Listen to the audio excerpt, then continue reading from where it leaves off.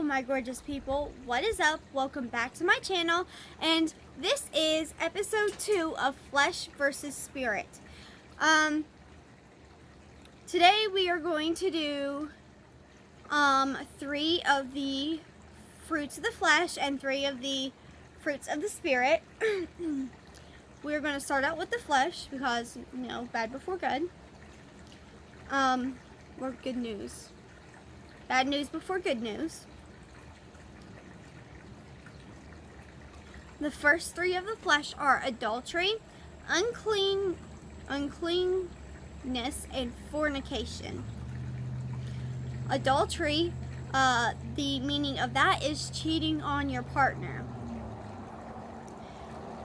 And fornication is sex before marriage. A lot of people have asked previously if sex before marriage falls under adultery. It does not. It is a completely different thing. It is fornication. So there's your answer, if you've been wondering. And uncleanness means morally impure or evil. The 3 fruits of the spirit we will be doing is love, faith, and goodness. Love is an intense feeling of deep affection. Faith is complete trust or strong belief in God. We will be using both. And goodness is morally good. So what I found while studying is love, it conquers adultery, because if you're in love with someone, then you won't have the feeling to do other things with a person that isn't your partner. And here is I have a Bible story that proves it, and it is where Jesus shows a girl who was caught in adultery love and forgives her. So that story will be at John 8 verse 3 through 11. If you want to follow along, I am using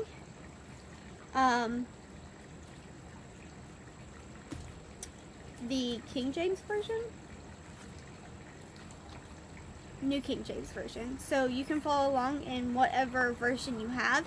The words may be a bit different, so it may be confusing if you're using a different one. Okay, the story starts at verse 3. Then the scribes and Pharisees brought him to a woman caught in adultery. And when they had set her in the midst, they say to him, "Teacher, this woman was caught in adultery in the very act. Now Moses in the law commanded us that such should be stoned. But the law commanded such. But what do you say?" That this they say, testing him, that they might have something of which to accuse him. But Jesus stooped down and wrote on the ground with his finger, as though he did not hear. So when they continued asking, he raised himself up and said to them, "He who is without sin among you, let him throw the first stone at her." And again he stooped down and wrote on the ground. Then those who heard it, being convicted by their conscience, went one by one, beginning with the oldest, even to the last. And Jesus left alone, and the woman standing in the midst. When Jesus had raised himself up and saw no one but the woman, he said to her, "Woman, where are those accusers of yours? Has no one commended thee?" She said, "No one, Lord." And Jesus said to her, "Neither do I condemn you. Go and sin no more." Then Jesus spoke to them again, saying, "I am the light of the world. He who follows me shall not walk in the darkness, but have the light of life." So that story proves that love can conquer basically anything. I know that sounds like a Disney movie cheesy thing, but The Bible has proven it over and over again. I mean, we crucified a guy over absolutely nothing, basically. And he died for our sins, which is the ultimate love. The next story begins in 1 Corinthians chapter 7, verse 2, and that is faith over fornication.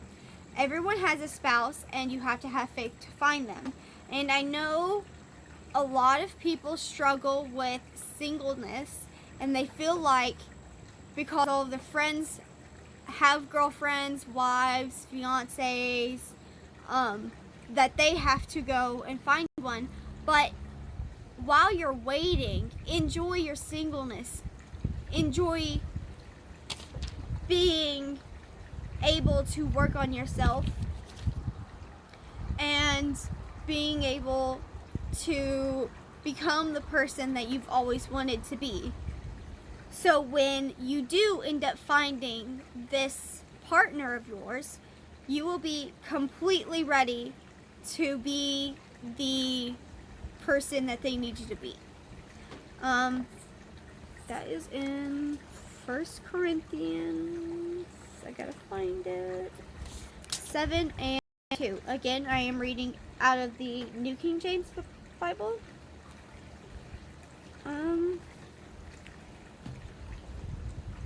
Nevertheless, because of sexual immorality, let each man have his own wife, and let each woman have her own husband.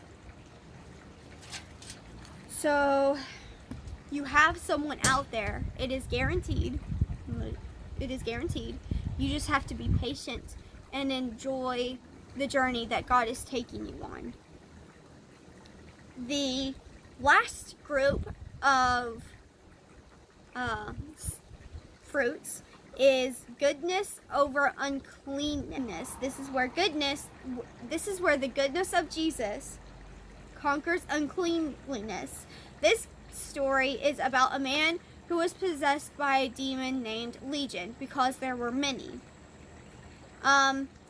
Jesus casts him out and saves the man. In turn, turns him to goodness. So he is not taken over by this devil. And this story is in Mark chapter 5, verse 1 through 15. So that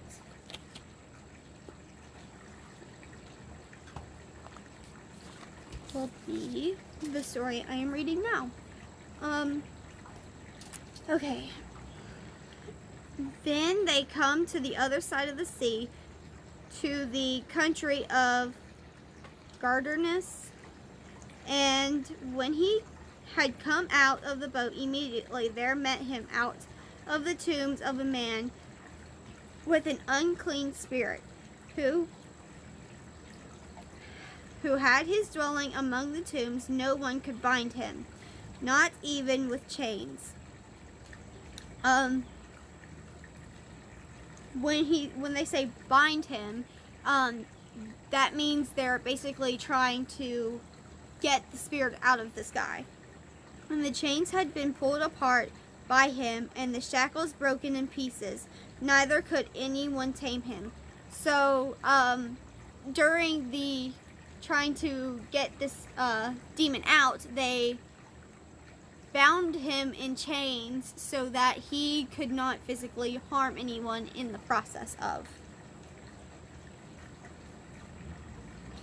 And always, night and day, he was in the mountains and the tombs, crying out and cutting himself with stones. When he saw Jesus from afar, he ran and worshipped him. And he cried out with a loud voice and said, "What have I to do with you, Jesus, Son of the Most High God? I implore you by God that you do not torment me." For he said to him, this is red letters, which means Jesus is speaking, "Come out of the man, unclean spirit." Then he asked him, "What is your name?" Again, red letters, meaning Jesus is speaking. And he answered, saying, My name is Legion, for we are many. Also he begged him earnestly that he would not send them out of the country.